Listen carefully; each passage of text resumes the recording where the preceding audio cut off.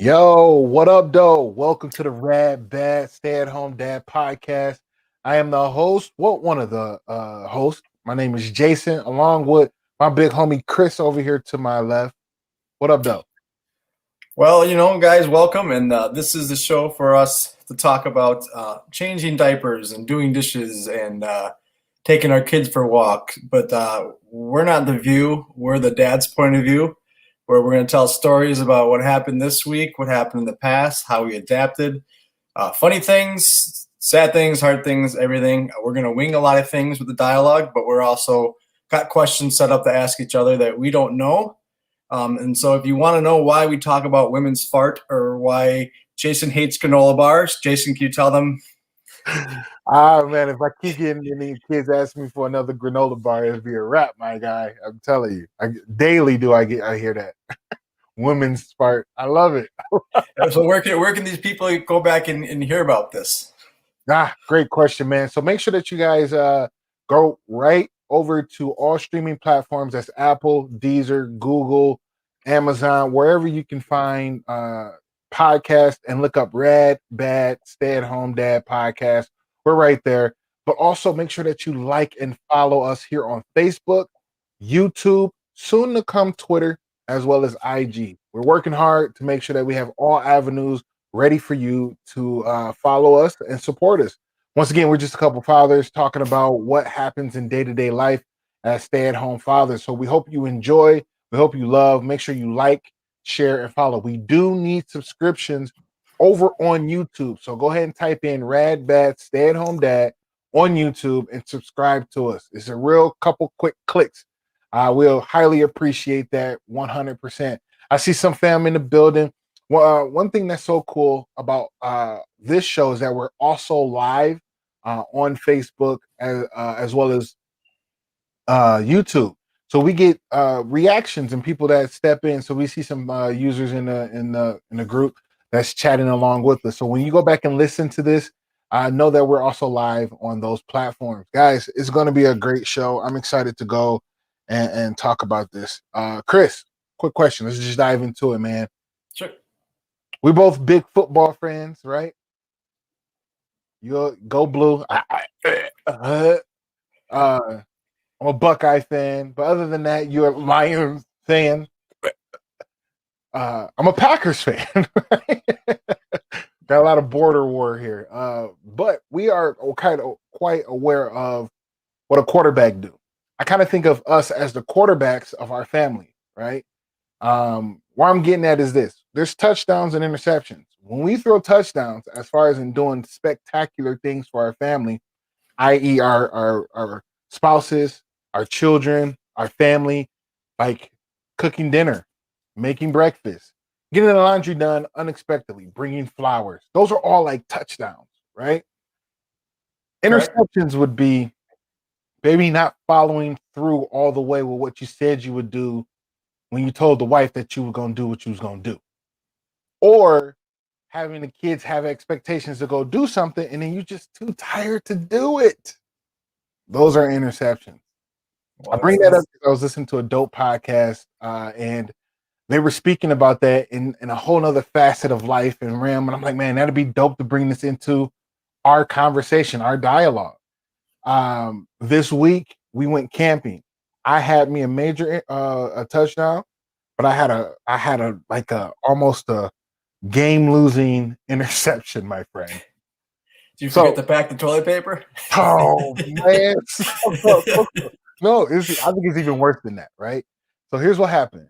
All right, we're about a day or two out before we go camping. This is our first family camping excursion. I'm not saying like going to the motel that's close and camping, going in the woods and then going. No, we in a tent. We are in duffel bags. What is it called? A sleeping bag?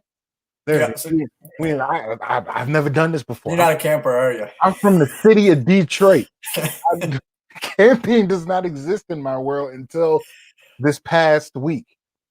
You guys, I can just see you guys. Let's go camping. It's going to be a great idea. And the narrator's like, it was not a great idea. It was moments later, not a good Yeah, idea. right. So, Dad can't set up the tent. okay, we get this cool tent. We just bought a new minivan. We see I have 3 children, so a minivan really works out for us.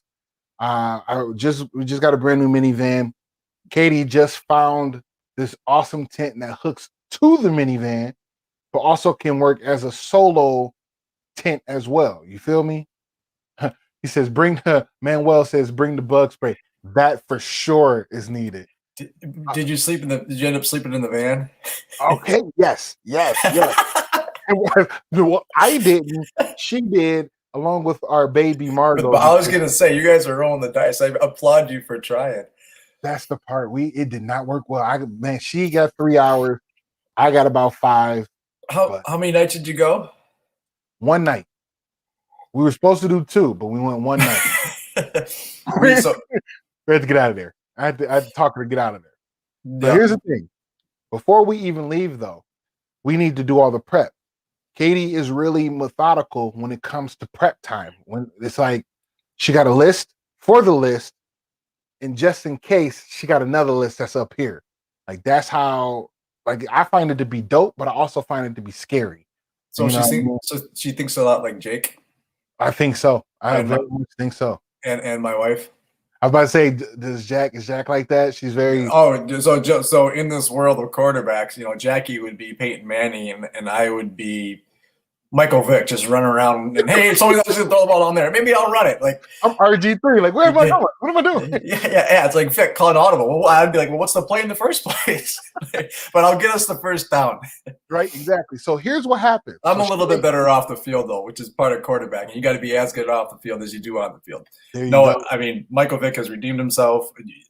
Don't want to get political with what he did, but everything he's done is good for him. I mean, second chance and whatever. So I didn't mean to bash him off the field. But go ahead. No, not at all.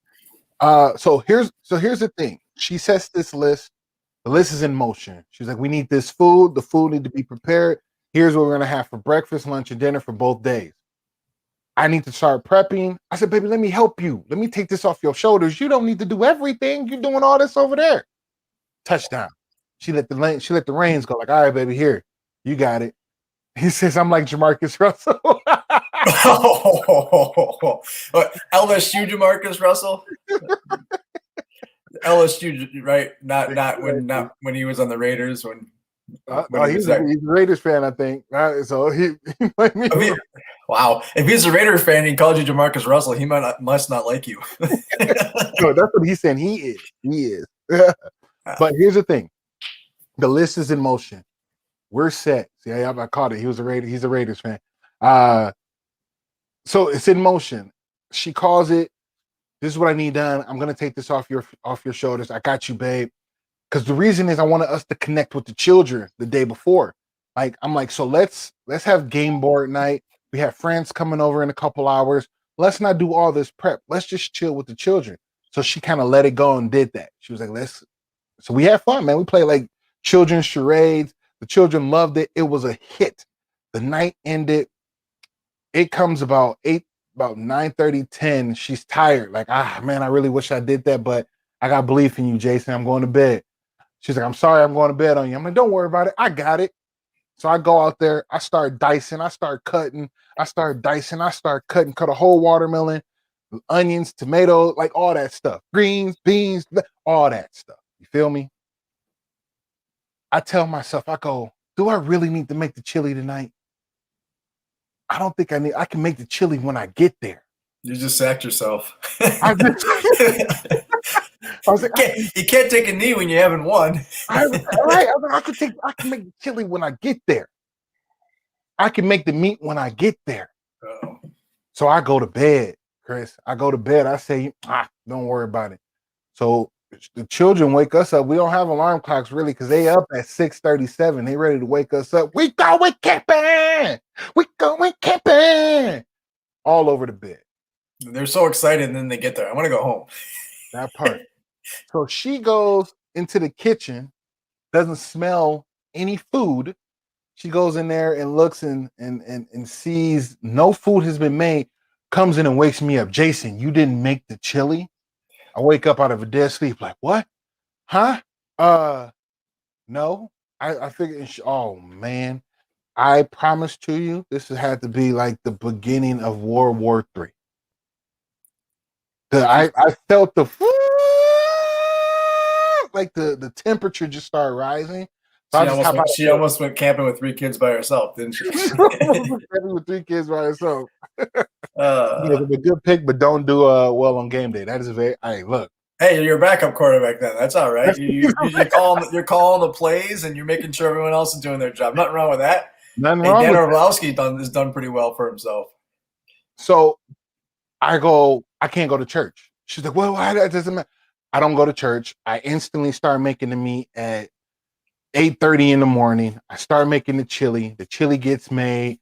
Everything's done. She's kind of having like well, the chili's gonna be hot. You can't put hot chili in a cooler with other cold food, this, that, and the other. So she just kind of like thinking on the go. At least the food is done in my book. I'm like, all right, I redeemed myself.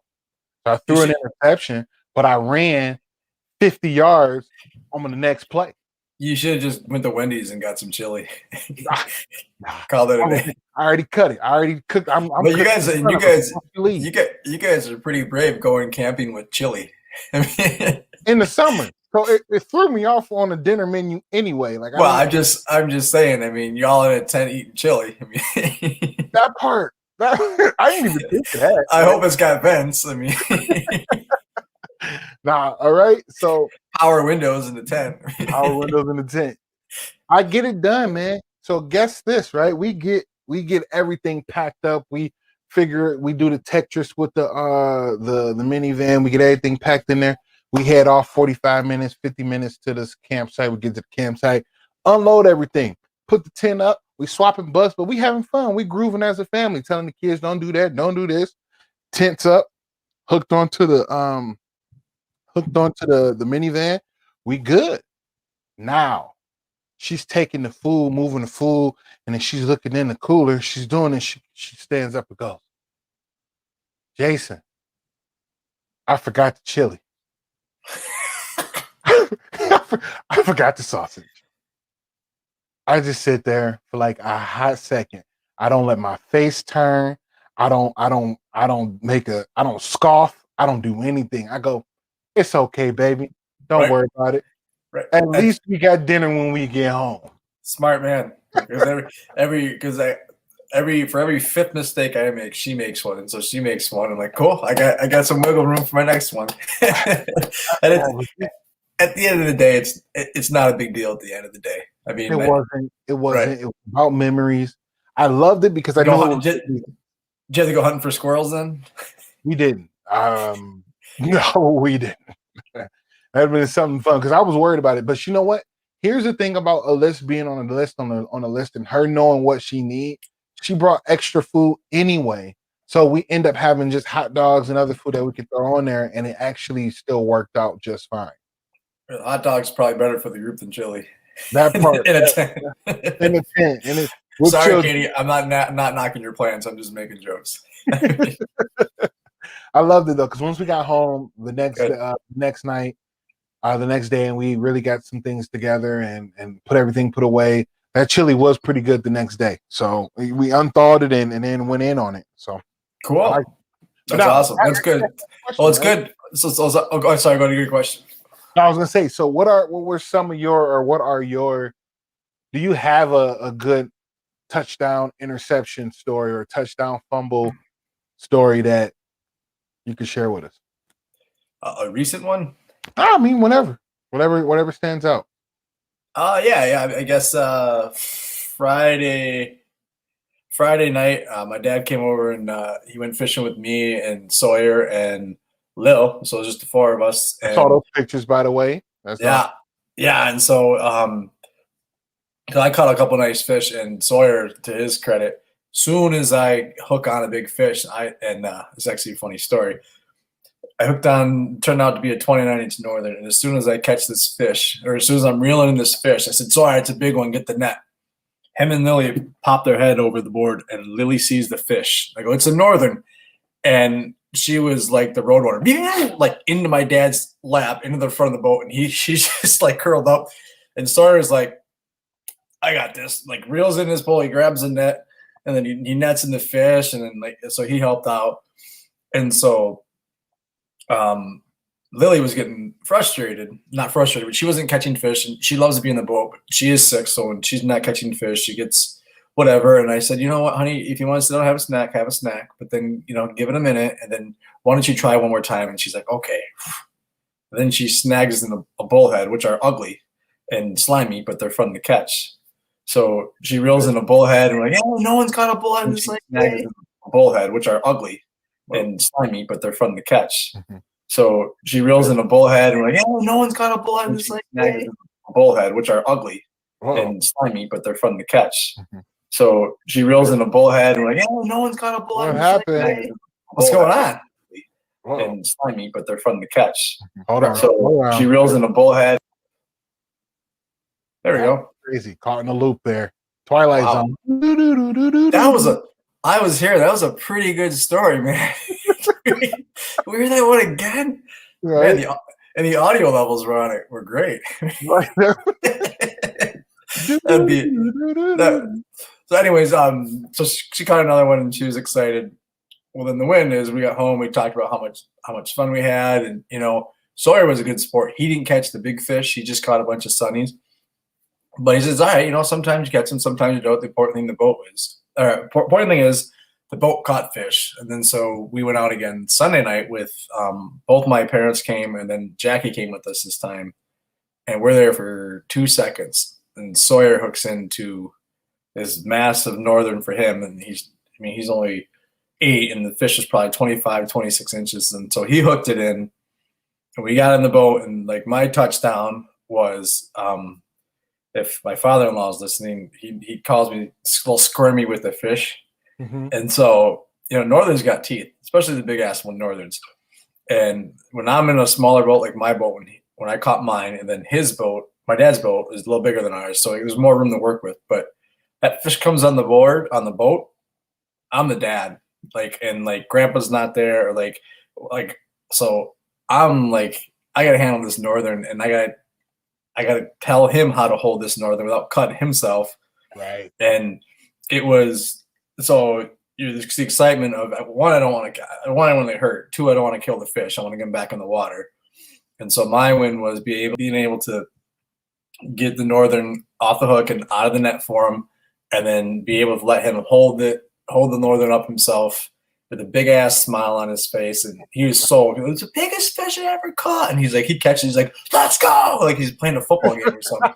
So my win was that, yes, I was fishing with my family multiple times in a couple of days, but it was for getting him to hold that fish and making sure my ass is out of the picture. So it's just him, and he's excited because we went back to our local fishing store here, and he told them about it, and they said he can put his picture on the wall there. So he's pretty stoked about that. And sure as shit, he wants the next day, Dad, can we go fishing?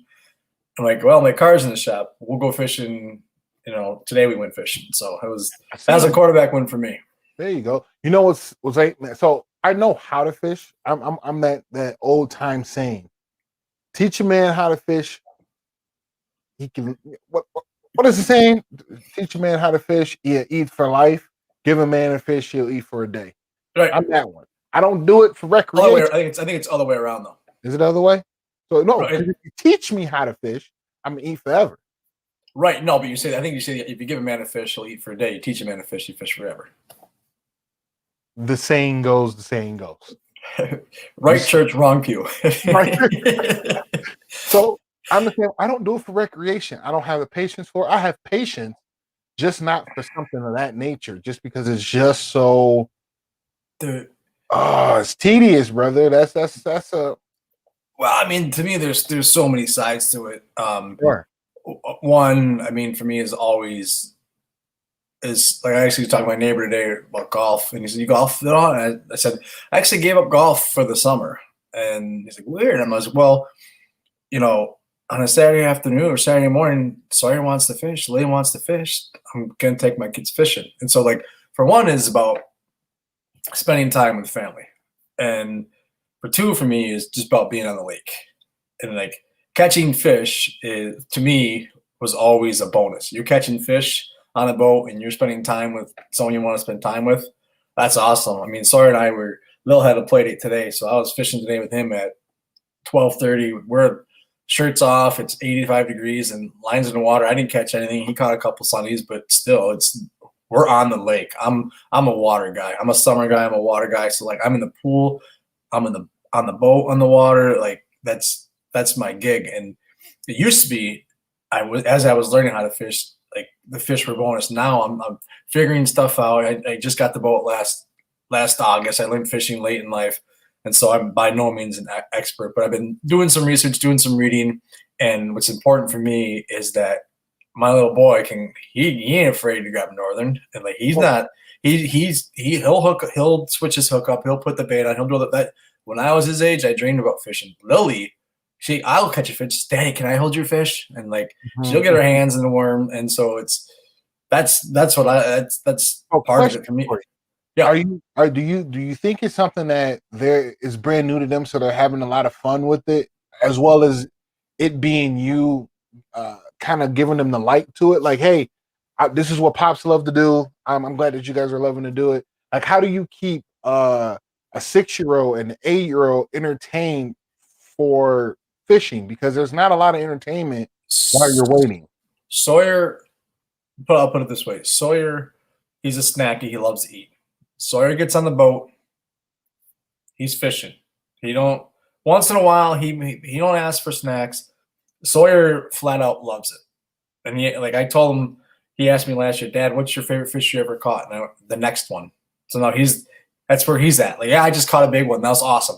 Gonna get another one. And so he loves to be on the boat too. I started taking him early on. My dad used to would take him. And, we have my in-laws have a place up in Ely on the lake. So he's always been exposed to it, but he legitimately loves it.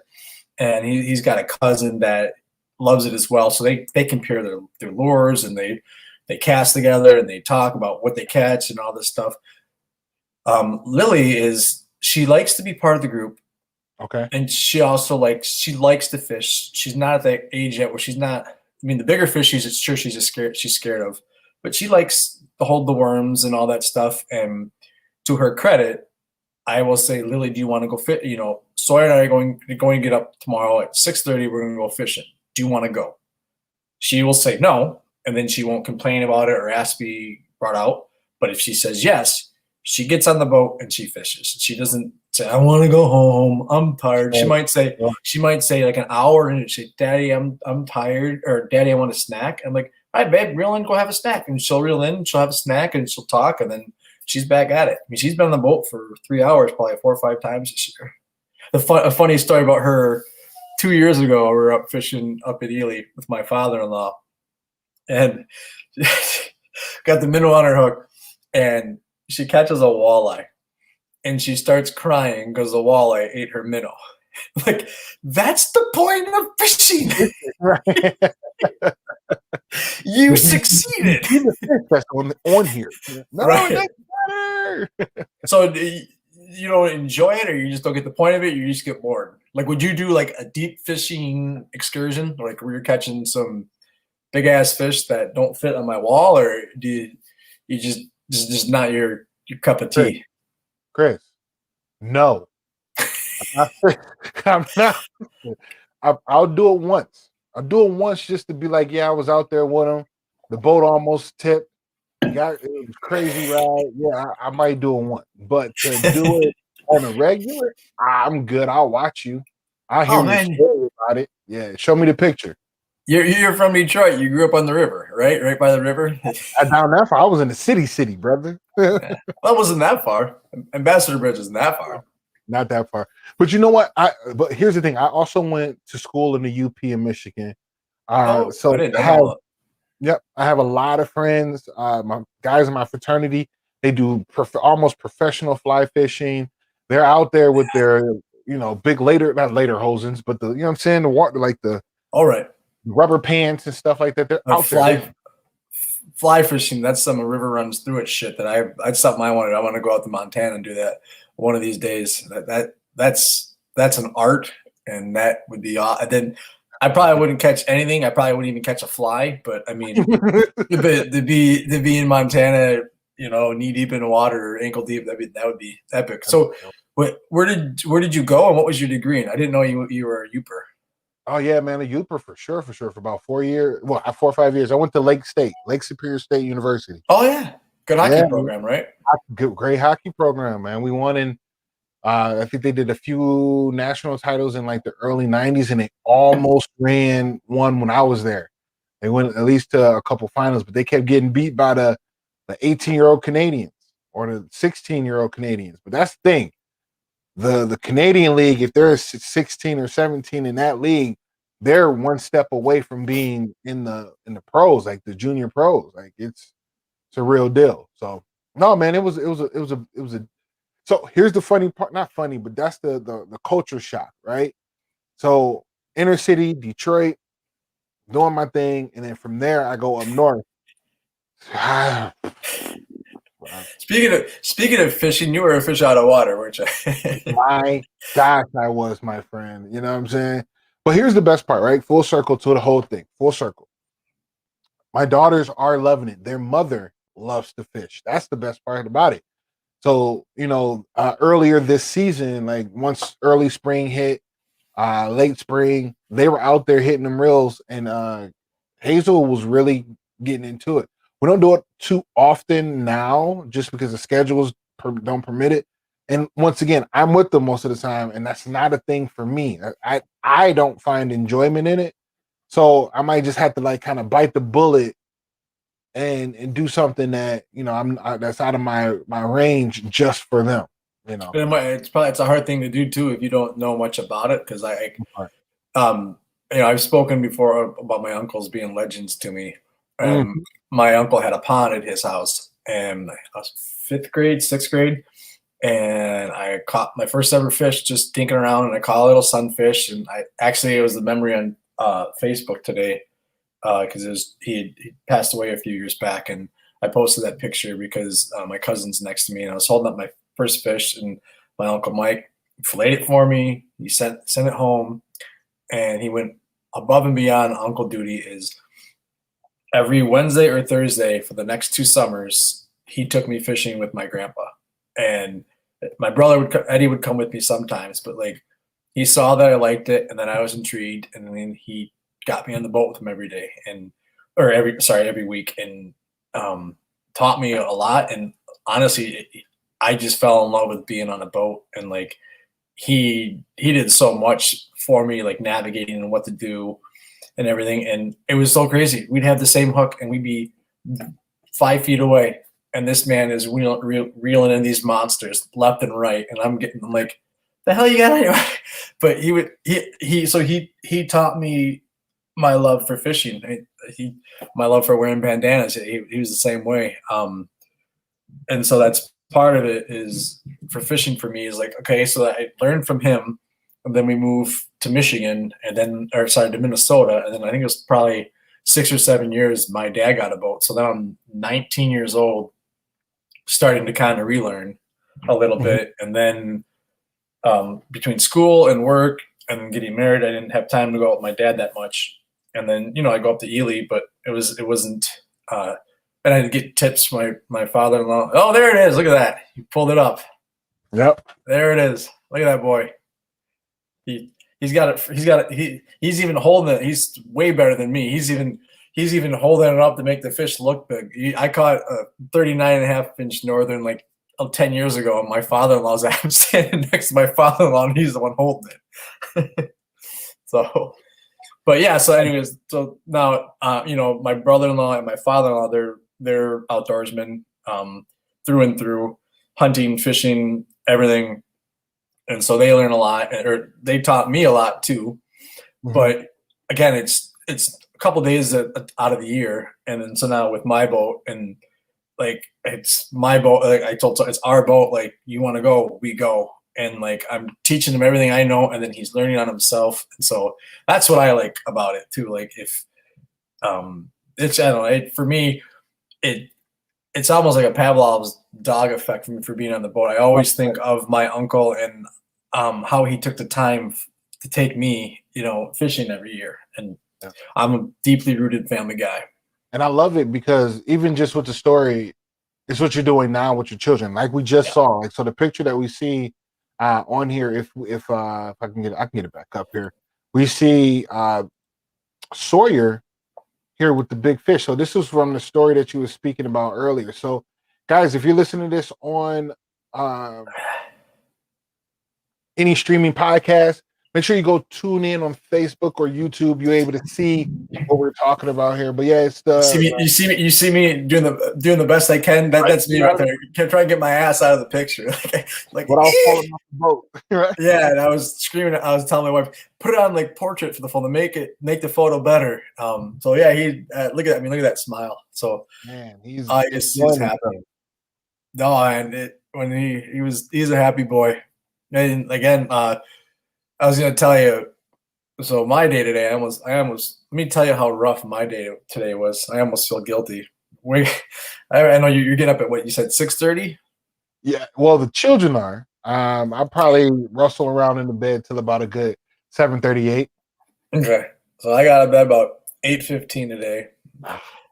Check the old fantasy stats. And I got downstairs and made the kids some breakfast, and then kind of tidy up a little bit. Got my workout in, and then after the workout, I had to jump in the pool just to rinse off real quick. Mm-hmm. And then I kind of gave the kids a snack, and then took Lily to. I'm going to tell you this too, Lily. As I'm this morning after, I guess this was my struggle of the day. After breakfast and everything, she had a shark tooth, so she had a tooth coming behind her tooth, and this other one just like dangling. I wanted to just be like whack and get it, but she doesn't like people to touch her, like mess with her. Like she's a hard time at doctors. Getting the brain swab with the COVID test was like World War III for her. So like she doesn't like being messed with. Her first tooth she pulled out by herself in her bedroom. Like she came out and she goes, "Guys, what's this?" And so I was like, "Lily, this tooth has got to come out. I'm like, let me just wiggle it real quick, and then we'll get the floss." And she said, "No." I'm like, it was close to meltdown. So she's crying, and she goes into her room, and I'm trying really hard to I'm like, "Lily, let me just put my finger on it." And then I got a little dirty, and I said, "You know what? If you swallow your tooth, the tooth fairy ain't gonna come." She's like, "No, you can write a letter." And I'm like, "I'm not gonna send that letter." Nope. You're so smart. Right. So then I went downstairs for like 10 minutes. I'm like, I was a little pushy. I should just went back up there. I went up there and she's crying, and then she got a Kleenex with her, and I'm like, "All right, what's wrong, sweetie?" And then she said that it hurts and that she doesn't want to be ripped out. And so talking quietly with her about it, and she said she just wanted some alone time. She just wants some alone time. I'm like, "Ooh, she's gonna rip this tooth out herself." I'm like, "All right, well, mom's on the call right now, so let mom be. Dad's gonna go downstairs, work out. You need something, come get me." And then she comes walking downstairs. "Oh, Dad!" And she's got her tooth in her hand, and she's so proud. So I was proud of her. So that was my struggle. So then Lily pulls her tooth, and then she had a play date with a friend, and I asked Sawyer what he wants to do when Lily's there, and what did Sawyer want to do? Take a guess. He wanted to go fishing. Fishing, that's right. Yeah. And I tried to tell him, 90 degrees at 2 o'clock, 1 o'clock in the afternoon, you're not going to catch much. But so he went and dropped Lily off at her friend's for 4 hours. So Lil's gone for 4 hours.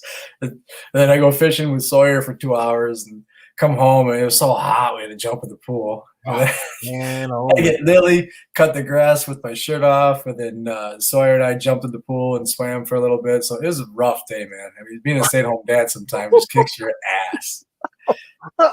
Yesterday was almost harder. I had my brother and his 4 kids over here, and my sister, and Theo and Benjamin over here. My mom was over here, and it was so tough. I mean, my 11-year-old niece wanted a motorcycle ride, so I had to give her a motorcycle ride, and then we were swimming all day. Man, it was so tough. So here's the thing, man. all these women crying about being a stay-at-home mom. Come on, figure it out. It's like I've been swimming all day, fishing all day. I did a couple of parties. Look, cut the grass even. Right. It's a tough day, man. It was a tough day. You have softball night because of the 4th of July. That's rough, man. Oh man, it's hard, I tell you. But I know I was I do telling you that too. last week, I'm out of the thick of it. Like I almost feel some of these days I almost feel guilty, but then I think like, my wife's she's working all day. Like it's not fair. I'm playing on Monday, Tuesday, Wednesday, Thursday, Friday, but then at the end of the day, I'm giving my kids a good childhood. I'm giving them their like, yeah, I'm flawed. I'm such a flawed human being, but one thing I'm not is I'm involved with my kids, and Mhm. I'm gonna make like I should be better about certain things around the house. I should be pushing them to read more, but at the end of the day, we're having fun, and we're Yeah, having. I mean, Sawyer. I always tell Sawyer, I'm your dad first. I'm your buddy second, and I love being your buddy. But if dad comes first, yep. I'm the same way. I exude the same energy when it comes to my children as well, man.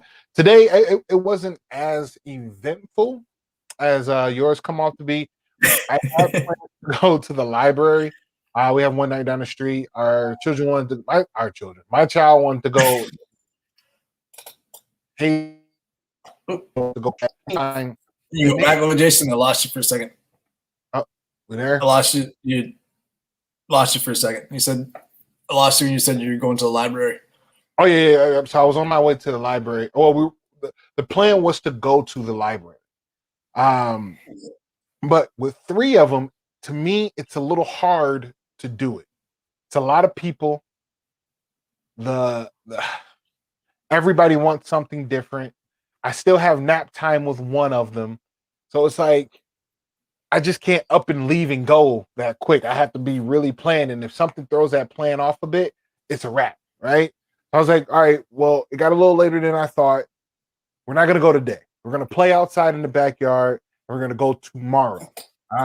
Once we're done with this, I'm gonna make a couple lunches, put them in a bag, and I'll have it ready. So in the morning, I don't have to do all of that, and then I can plan on, Margot taking a nap while we're there.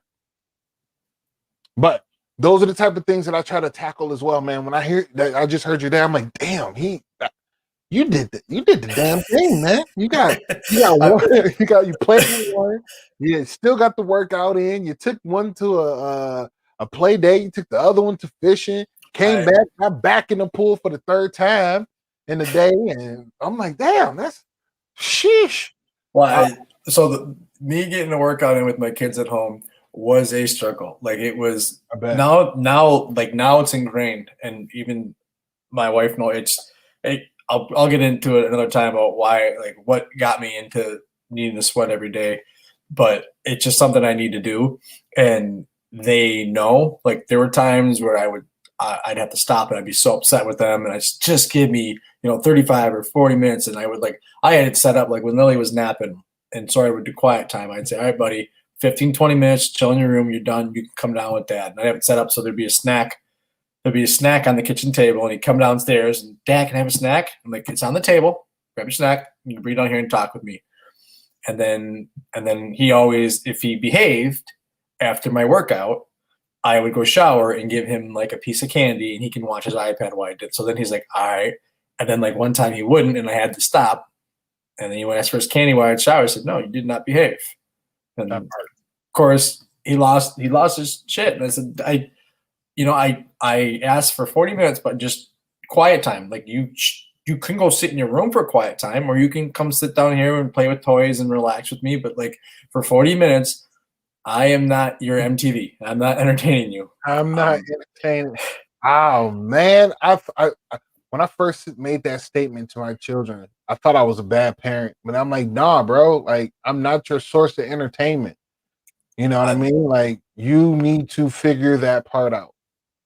Yep. I mean, for me, there's so many other things I probably should be doing or could be doing when it's time for me to work out. But for me, it's something I need to do, and they know. And it's harder for me when my wife's home working. Now she's home 3 days working at the house. I ask her when she has calls, what's going on, and kind of, all right, when can I squeeze it in where the kids can't go harass her? Mm-hmm.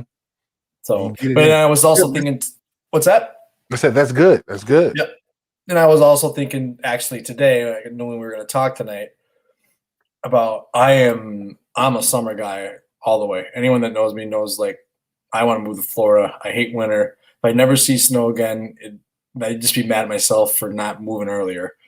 And I remember the days when my kids were younger, like kind of how you are now with being in nap jail and like you're planning on going something, but we can't do it because Margot needs to go down. Like I remember hot summer days, like looking out there, like it's gorgeous outside, and we can go outside for 45 minutes, and then we can come inside because they got to eat, and then they got to nap for 2 hours, and then it's 3:30, 4, so we can go outside and play for like 45 minutes, and then we got to make dinner and maybe go for a night walk. But it's like it is 85 and beautiful, and I'm spending with I'm at home, so I'm not in the office working, which so I don't want to be bitter, like sound like I'm spoiled, like I'm at home every day, but like you're home and you're just looking like I want to go outside and play and you can't because you're stuck in like nap jail.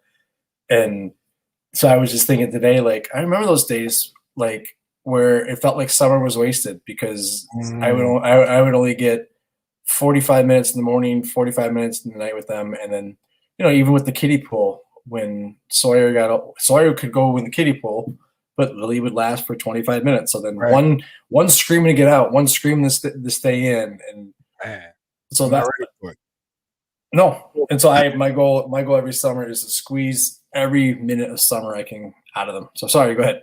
No, Chris, we're two polar opposites. I've been done with summer since the first 90-degree day.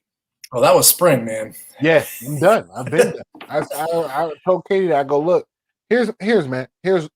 listen. I give her 4 summer days, and in those days we get to do like I'm probably a little bit more than that. Like, but here's what you get. Cause she really likes parades. I go, you get 2 parades out of me. You get 2 boat days out of me. And then you're gonna get a few days of us just chilling in the outside out here, or even going on a hike. After that, I'm done. I don't want to be outside no more. I don't want to be in the sun no more. No, like I need sun. I appreciate it, but I'm not a person. Although when the winter come, I'm like I need this to be over with. At some point, I'm like, all right, this is too cold. Can we get a little bit warm? Now in the fall, I'm trying to drag everybody outside. I want our feet in the leaves. I want us raking. I want us playing in it. I want us inhaling this fall air. I want us to be cool in the morning, 10, 11 o'clock. It's like, it's still chilly. And then all of a sudden it's just hot for no reason. And then it gets cold again that night because we got to put our sweaters back on. And then we have a bonfire. That's how life should be. Not if we went November to May, I'd give it to you. But like I don't mind fall at all. I like fall, but it's not. Wait a second. It's 4:30 and it's dark outside. Yeah, hold on a second. I got to wear a coat to take the garbage out for the next 7 months. No, screw that. That's because you don't have any meat on your bones, brother. I don't even know what's that. I used to have some meat on my bones, and I equally hated it. Like, you mean to tell me, like, if my pants are like that long, they're gonna get covered in snow? Like, I gotta watch the forecast to make sure I'm not ice skating on the freeway. Like, no, punt. Like, screw that. I can't stand the winter like that either, but I'll take fall all day. That's the one thing I've noticed about Minnesota since I've been here for 10 plus years now, is that you really get the most I've seen is 3.5, 4 weeks of fall. It should be longer than that. It should be about a month or two, but 3 to 4 weeks is what you get, and that's a shame. But and then March or April comes around and it's all brown and shit when everything melts down. And then you get like a 65-degree day, like this is awesome. Then the next day is a freaking 6-inch blizzard or 6 inches in like an hour in a blizzard, and you're like, why? What did I do? What did I do to deserve this? Like just sitting out the window, like for the next 4 months, it is cold outside. So it is. Here's what I do: I force my children to still go outside. That's what happened to me. So I'm gonna do the exact same thing that I did. Maybe me like. doing what was done to me as a child to my children isn't the best thing, but it also broods them to know that they need to figure out how to play on their own. So yes, you need to go outside. Well, you make them out in the cold and you don't go either. What a hypocrite! Oh no, yeah, sure. Get your ass out there. I look from the window. I look from the window too, like this. Oh. It's cold. Hey, put your glove on. It's cold. No, I go out there. I definitely do. I go sledding with them, and I shovel the driveway and all that stuff. But it's too damn long. It's too damn cold. Mm-hmm. I want to go outside and throw the football. I want to go outside and play baseball. I want to go jump in the pool. I want to go fishing. I don't mind ice fishing, but it's got to be in a fish house where it's warm. That's the thing. But the funny thing, Jason, it drives my wife nuts. Is as much as I love the heat in summer, she's constantly battling with the gauge because I set the AC to 7 o'clock, and I have a fan on my face. Like, I don't want to sleep hot. I want to sleep cold. I want to go step outside right now, let my dog out, and be like, oh, it's 80 degrees. Like, I'm gonna go jump in the pool. Oh, see that. Oh, so our house is set. What is this set at? I don't even know. It's chilly down here. In the basement, it's a little cold. When I go upstairs, I put on the winter blanket or the winter throw. I'm pretty good to go for the rest of the night. I'll start sweating. Yeah. So I'm gonna bring it back to kids a little bit here because we got a little of the view where we started just chit chatting and got off the dad's point of view here. But I'll tell you a funny story the other day when I was working out is when I have the kids do their chores, which my wife is like, you can't just have them do their chores. You need to supervise them do their chores because then she's got a point. Because like to go clean the litter box and then it's more work for us to clean up their mess from cleaning up the litter box. Yeah. But anyways, they're doing their chores and I go and run up the stairs and Sawyer's vacuuming. He just walks by me and goes, Lily got hurt. She's crying. And I go, oh, okay. And I go run up and she's sitting on the stairs and I go, Lily, what's wrong? And she goes, Sawyer ran me over with the vacuum. And I'm like, what? Lily, you ran her over the vacuum. You just like, oh, she's hurt. You might want to check her out. Like, it got me laughing. That part, I love it. No, so I got a question about that. I'm glad that you brought that up. So when it comes to chores and all, are you just having are you having your children just do chores to teach responsibility, clean up after yourself, or are you incentivizing the chores as well? Like, are you get the chores done, you get $1, or you get candy, or whatever that may look like, or a healthy treat in excess of what you've been getting already? Like, is there a reward to the chore? My wife and I have different opinions about incentives, and so she gives the incentives with they get X amount of dollars per week if they do everything done. I think on Sunday they get whatever. But for me, it was just kind of this summer we're going to actually have like that for some teaching them. They're older now, more responsibility, and so I wrote down a chore list every day.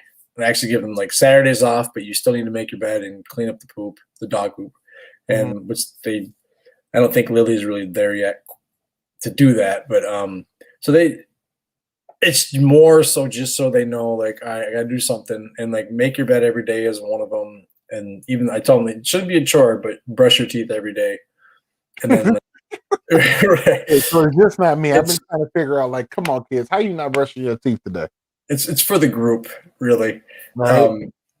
Yeah, they're little things. It's like it takes them 15, 20 minutes. And for Lily, it would be 4 hours of meltdowns because she wouldn't do something that took her 5 seconds. And for me, that's the point. Like, you need to do something. Like, you can, one of them, like one day, one mops and the other vacuums, and then like one dusts and the other Windex. And then like one has to like organize like the shoes and then wash the walls. And then like, I think twice a week is litter box. It's just little things like that takes them 10, 15 minutes. How about you? I suppose obviously not Margot. Quinn's kind of at that tweener age where she probably likes to come and like, I'm helping, and you're like, no, you're hindering. But like, does Hazel have a chore list? So yes and no, right? The chore list isn't really set to these are the X things that you need to do. At this current moment, I'm in the middle of cleaning up after yourself. So if you guys are going to do all these toys and you're going to do all of this, then you need to be cleaning up behind yourself. There should be no toys, No LOLs, no blocks, no coloring, no color books, no crayons and pencils. Still on the ground if you're moving from one thing to the next. So if you guys are over here sewing um, clothes for the dolls, cool. Thank you for playing. Thank you for being, together and doing something. But also, when you're done with it and now you're moving to a different activity, clean up what you just had. They'll leave clothing garments and cuts and pieces and scissors on the ground still. I'm like, your little sister's gonna have an issue with this and hurt themselves. So I work on cleaning up after yourself. I haven't made it to all right, learning how to do how to do the dishes, how to clean up after the dog, and all of those type of things yet, because I want them to master just picking up after yourself. That's about it. But it like dishes and stuff is hard because like a lot of times when I'm doing the dishes, like it's like I gotta get these dishes done. It's not like dude. It's like they gotta get done, and so like, can I help? And I'm like, sure. You just quadrupled the time, and we need to be out the door in 5 That part. But So- they do need to learn, and I think Sawyer's getting there too. But like Lily, she'll pull on the top rack of the dishwasher, and like when Sawyer was I think 3 or 4, he did that, and he actually broke it. So it's like I want them to learn to do the dishes, and I want them to help, but Lily's a tornado fireball, so she'll probably break something. Yeah. And so I think they're a little bit away from that, but I just want them to learn just to kind of take care of their stuff. That part. So that's why I lose like patience in, because it's like, Daddy, we want you to play. And then in my head I know I had to play. I will be playing with them. I know it's gonna be 2 different types of playing. Like how I play with Hazel is different to how I play with Quinn and even Margot at some time. So juggling all 3 are a difficulty, but I can get it done. We just all end up wrestling at the end of the day. Like I'm like, that's the best way. Me pushing and playing and pulling them on different areas is always fun. But before we do that, I'm like, you guys need to clean up after yourselves, because if you don't do that, then I'm stuck doing it, right? So I have that dialogue with them. I go, The more for you to have Daddy to play with you, I need you to clean up behind yourself, because I still have to do dishes. I still have to mop floors. I still have to do bathrooms. I still have to do laundry. All of these things, which takes time away from you. well, I've been so tired of being a broken record with Lil about certain things. So I literally just say to her like, Lil, what do you think I'm going to say to you now? And then she'll like look like, oh yeah, maybe I should like not be stepping on Sawyer's toy, or you know what, you're right. Maybe that thing that I just threw over there, I probably should go pick it up. Like 100%. so. But I didn't quite. Go ahead. I think at some point I'm going to move to kind of that incentive based chore list. Because for Hazel, it is big. Now, one thing I love about Hazel is that she's taken on her mother's knack for saving money. She also likes to spend it, but not in a frivolous way. So she's looking. Her thing is LOL dolls. She's looking through LOL dolls, and she's on Amazon. She's picking the one she's like, and she just stops on the scroll and goes, "Why would I spend $37 for this?" She's like, "I already have one. I spent $12. Why would I spend 37? Daddy, look at this. Why would I spend $37 for this?"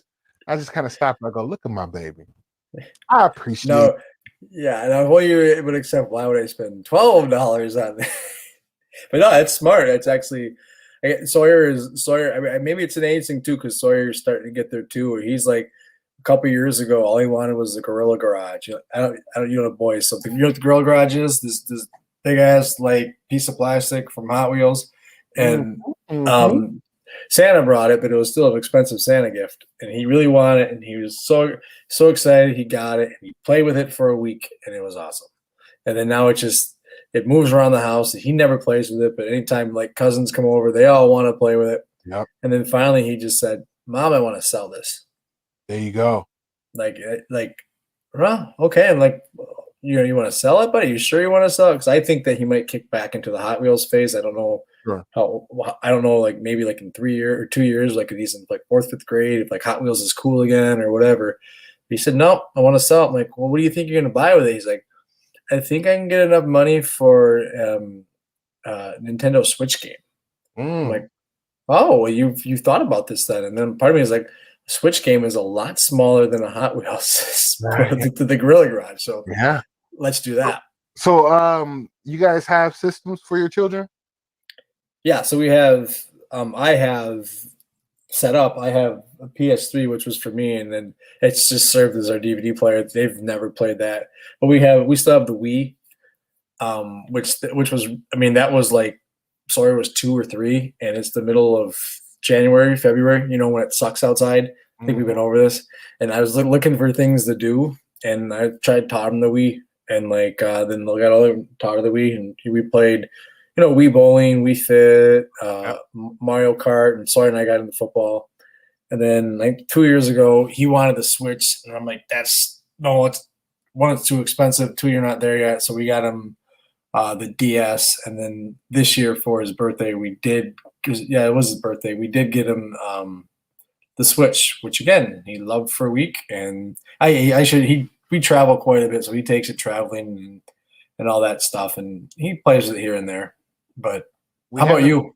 we haven't moved to that frame yet. I mean, I have a couple older systems, the like in Super NES and the NES combination and the Genesis, but Nice. I don't have time to teach him that. Like I have the time, I just don't want to. I think more Mhm. so. And they don't flock to it like that. They're not like into it.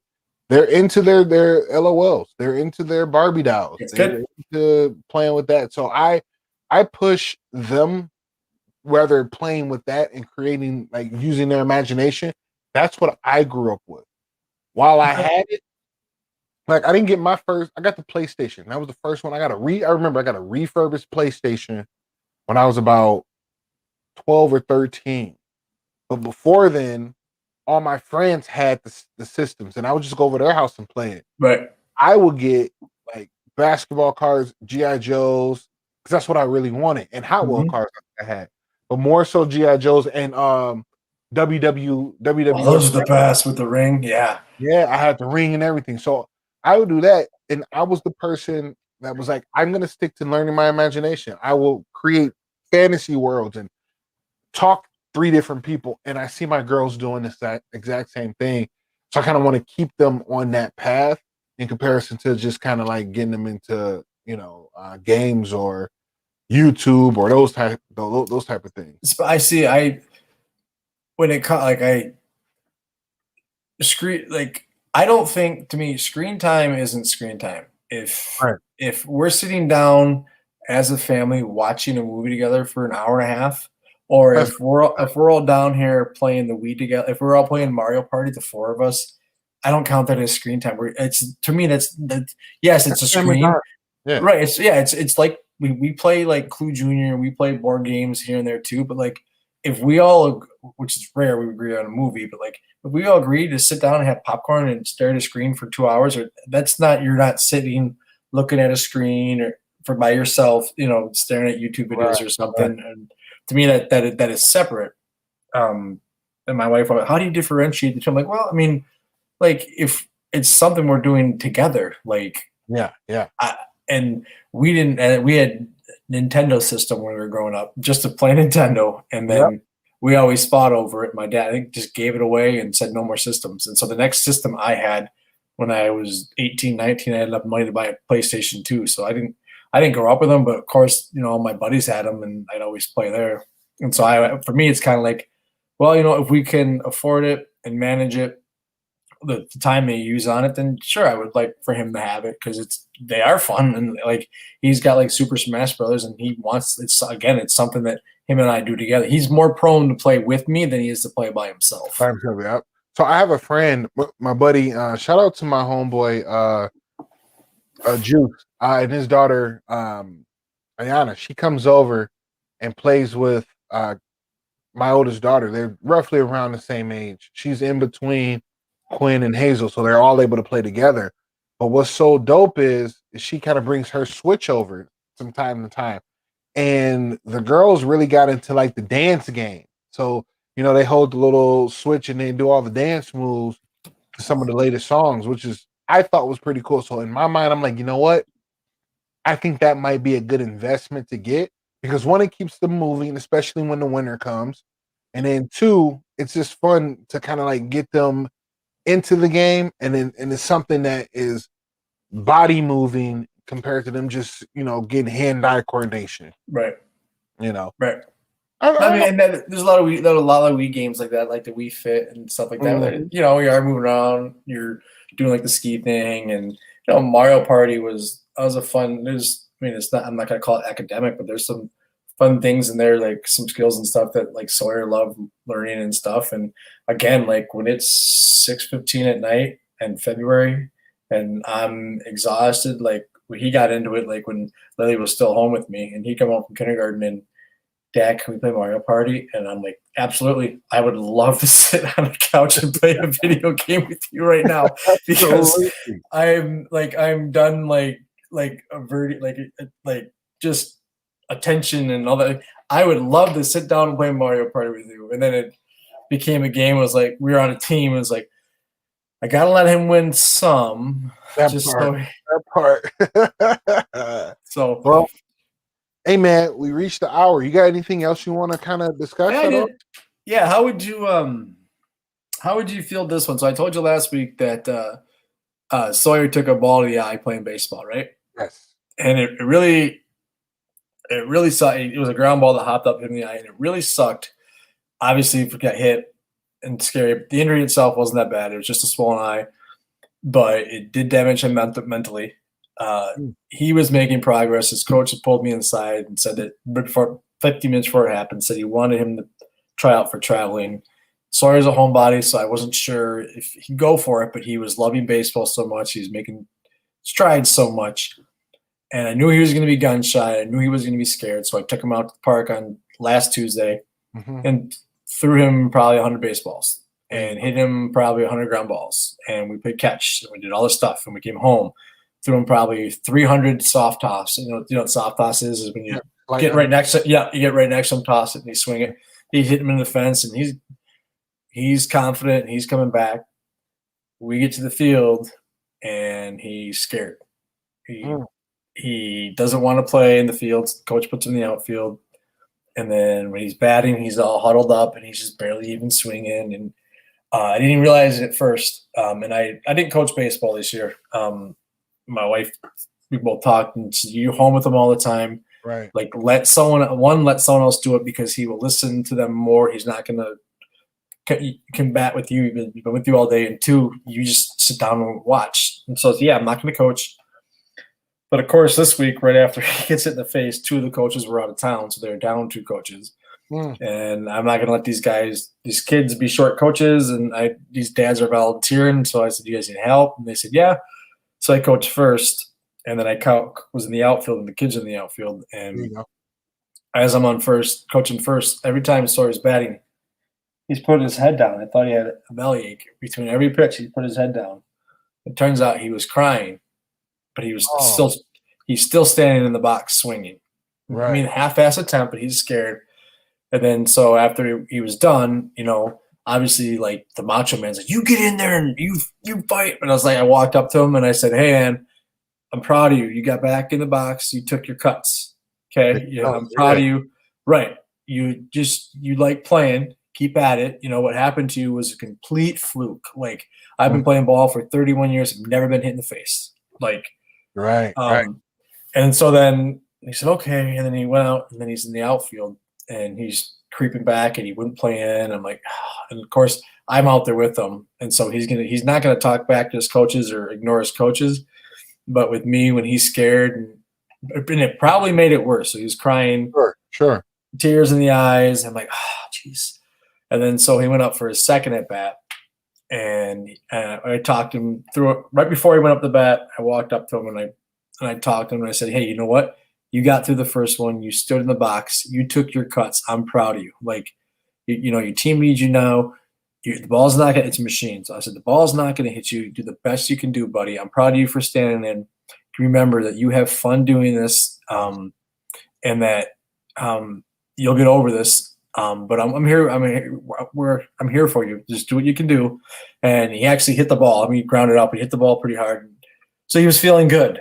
There you go. And then Thursday comes around and it's his playoffs. And again, they're short coaches, so I'm helping coach.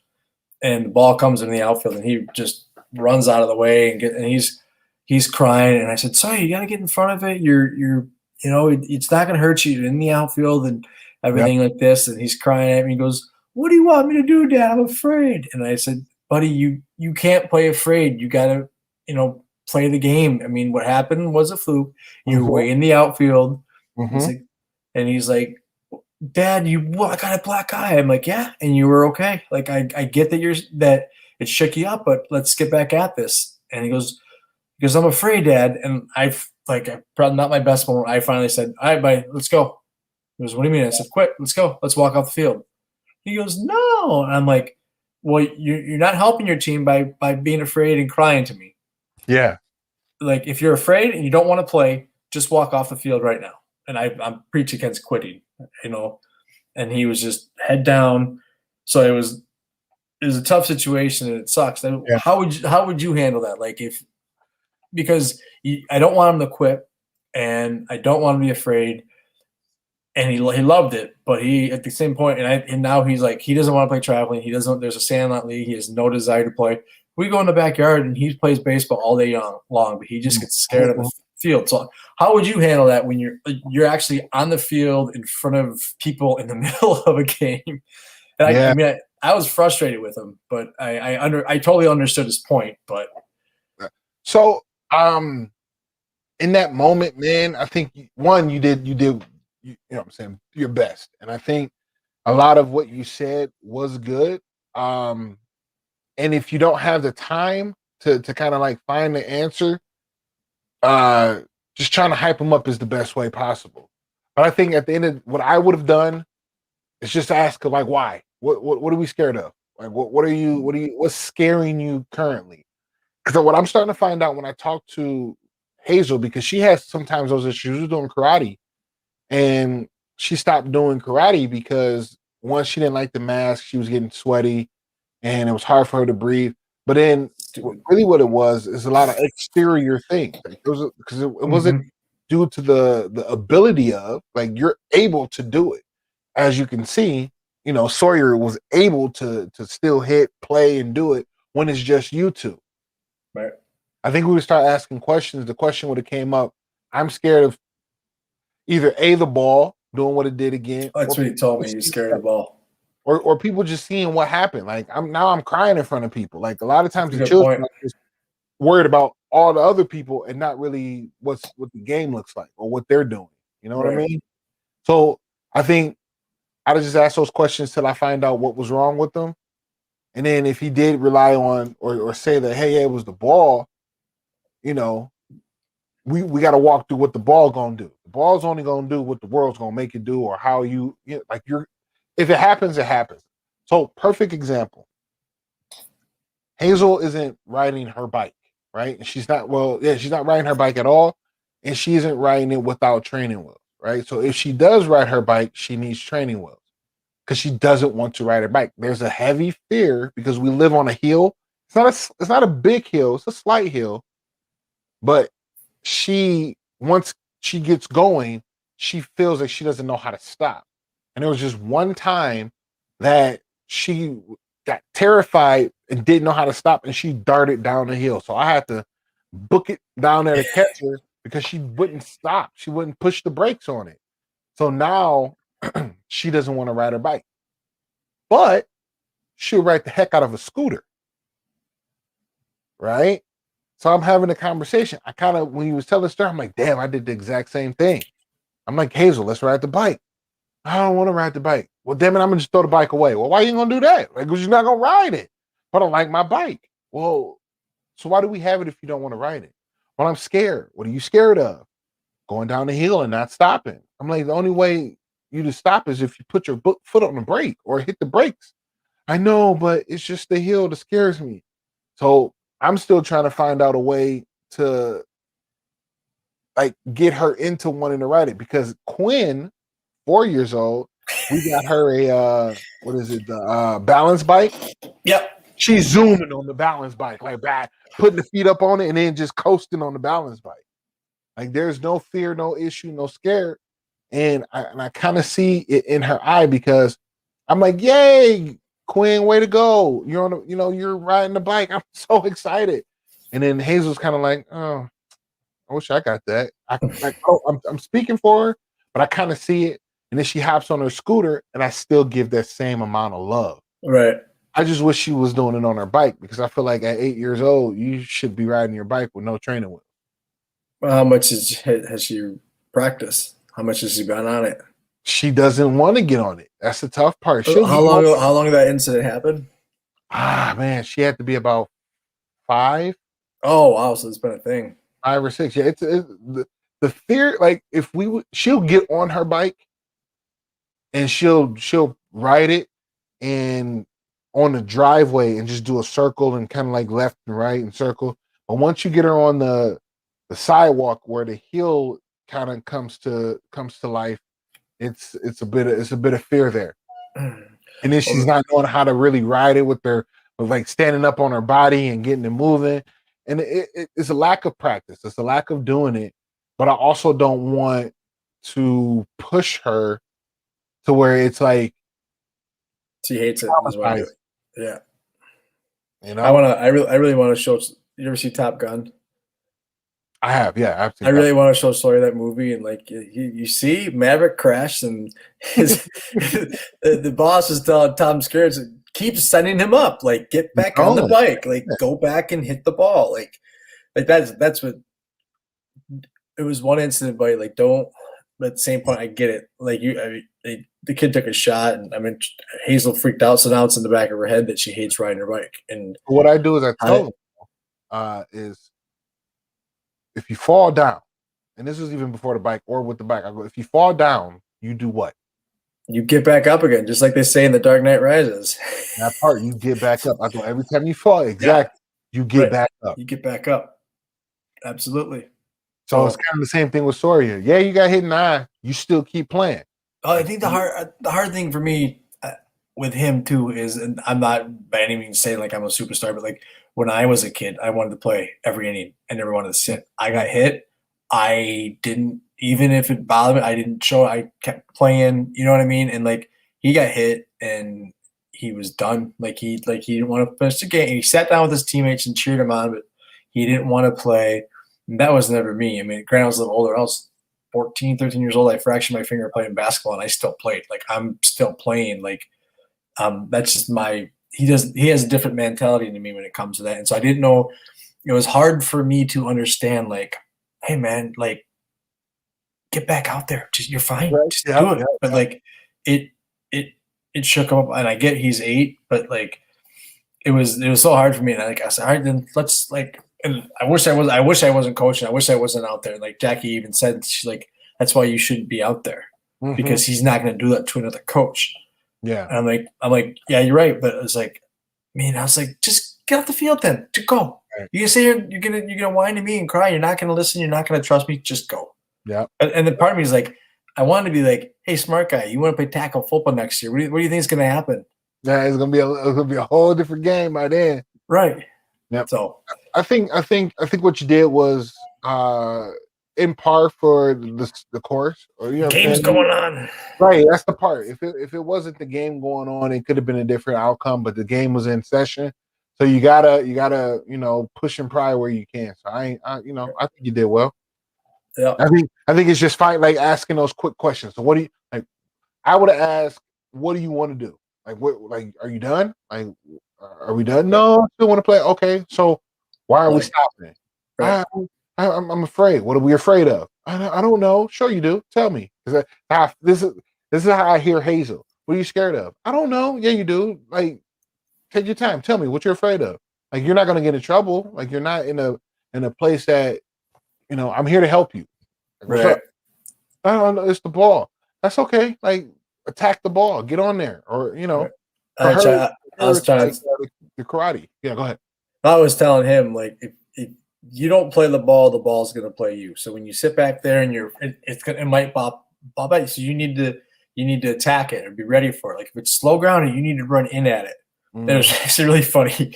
There was one that was hit slow and he kind of just watched it. And I was like, you could have thrown the guy out at second if you would have got it. And then the very next hitter, he goes, Dad, I'm afraid. Very next hitter smoke one. And it bounces right, he's in the outfield, bounces right in front of me. He goes like this, puts his leg up, and he actually stopped it with his glove. It's like, see, that's why you have a fucking glove. That's exactly why you have it. Hell yeah. Yep. So what are your fourth plans? Fourth plans for the fam, or Katie working? Yep, Katie's working. This is her holiday to work. I'm thinking to taking the children to Apple Valley Parade. I'll be solo. I'm gonna try to figure that out. I don't know, man. I'm starting to get anxiety having all of them out, man. But yeah, that's what we might do. But if not, I plan on grabbing a rack or two from Von Hansen. I just really don't want to do all the seasoning myself. I just want to be able to throw it on. But then my mind might switch tomorrow. I might be like, you know what? I want to ball out. I'm about to go ahead and invite a couple friends and family over and show them what I got on. I got a little Weber. I'm about to go ahead and, do it on a little Weber charcoal and get them to life. Pork, right? You know what? I gotta chill on the pork because the salt be killing your boy. I've been wanting to go beef, but the beef is too much for the children. Beef is cool for me. It's just too much for the children. So I love just about all the meats. Not a big beef rib guy. Give me the pork ribs. The pork ribs under the baby back's gonna go. You mad baby back? Baby, it's going down. It's going there down. You go. I'm gonna have a slap. Yeah. Before this, I might do chicken. I might just do a whole bunch of wings. I've been known to murder 50 rings at a time. There you go. But I like the whole 3-wing pea. I like the drum, the flat, and the little tail on it. I want all that on there. I wrap them up and then put them on the grill that way. So they come out like a little triangle. Tastes like chicken. It is chicken. for this, that's my favorite day of the year. Best holiday. That's why I'm a little festive today. Like, I see that. What's your plan? We are actually. Oh my Christ! We're leaving for the airport in 9 hours. We're going to Florida for the 4th. So go over to. It's going to be 95 here. It's going to be warmer here in the 4th than it is in Florida, but it'll be humid. But it's 4th is my jam, and it goes back to like family. Like I remember when I was a kid with my uncles. We'd go to my grandma. Oh, great! I got a great 4th of July story for you. But we'd go to my grandma's with all my cousins, maybe 30 people, or give or take, and so we were there from my parents had family get-togethers. We get there at like noon or 1, sure. And then we go home at midnight or 1. So, and it was always hot. We always had fireworks. We always were grilling. And that's so I've always associated heat and family barbecues with the 4th of July. It's not cold, and you got to give people presents, and you got to go to church and all that shit. No, just go outside and have fun. And juice, the whole 9. Yeah, I remember one. I love this story. It was my uncles, my Uncle Mike and Uncle Rick, and my Uncle Rick died in '95, so I was a kid, but I still got this memory. We were at my grandma's for the 4th of July, and my 2 uncles, my mom's brothers, were lighting off fireworks. And the guy kitty cornered my grandma's house. This is in Clawson, so the cookie cutter houses. Lighting fireworks off there, landing kind of behind the guy's yard. So just to crank. It probably was a brick because he didn't care it was the 4th of July. I mean, let it go. It's 4th of July. And so he calls the cops. The cops show up, and they say, he's saying that your fireworks are landing on his roof. I'm sorry, fireworks are illegal. You guys I don't want to arrest you guys, but you need to stop lighting them up. And my one uncle, Rick, is like, okay, yeah, we understand. And he's talking to him. And my other Uncle Mike is behind the cop getting a firework ready. And my uncle said, yeah, no more, officer. You're right. And he's like winking at him. My uncle fires off a firework right behind the cop. For me, I'm like, that's the 4th of July right there. Like, no, we bought these fireworks for these kids. They're getting a freaking show. We're about to give them a show. Exactly. Right. The 4th of July is going to be dope. We may or may not come through with a show. What's your thoughts? What to see? We get back on Tuesday, so on Monday might be a little rough for me. In fact, Monday would be tough. But maybe two. We'll be in touch off air. Yeah, we'll probably do another Wednesday show just to give yourself a little bit of time to unpack and get your life situated and have something ready for us. But nonetheless, another great show, another great time. We shared some life, we shared some love, we shared some information. Go back and listen to all of this. This will be up by late tomorrow on all streaming platforms. Again, head over to YouTube. Make sure that you subscribe on YouTube, like on YouTube, also like here on Facebook. So if you're following me, just type in Rad Bad Stay at Home Dad and then accept the invite or just like the page, and then that way you're set up. We will be having Instagram and Twitter up here pretty soon, but we're rocking out, man. This is the Rad Bad Stay at Home Dad podcast. Today we talked about touchdowns and interceptions. Know yours, right? And camping, our camping excursion, fishing excursion. We saw Sawyer with a giant fish. Northern. Big. Michigan, they call them pikes. In Minnesota, they call them northerns. There you go. All right, man. Anything that you want to leave off with? Crazy, man. I had a topic I thought we'd talk about. We didn't even get there. Just get lost in the conversation. But again, some good laughs, some good stories. I look forward to them. I think about things throughout the week that, hey, what can we talk about? And it's I don't do therapy, but it's therapeutic to talk about and kind of get some laughs and see where you're at and everything. And happy 4th of July to you and yours and everybody else out there. There you go. Happy 4th of July. Guys, remember to always be your best, because being empowered starts today. We live life, we love uncontrollably, and we seek growth. When you do all three of those, you're in your primal state, or excuse me, you're in your alpha state. So stay primal and get after it.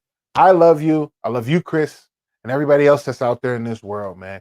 And you guys have a good night, all right? Deuces.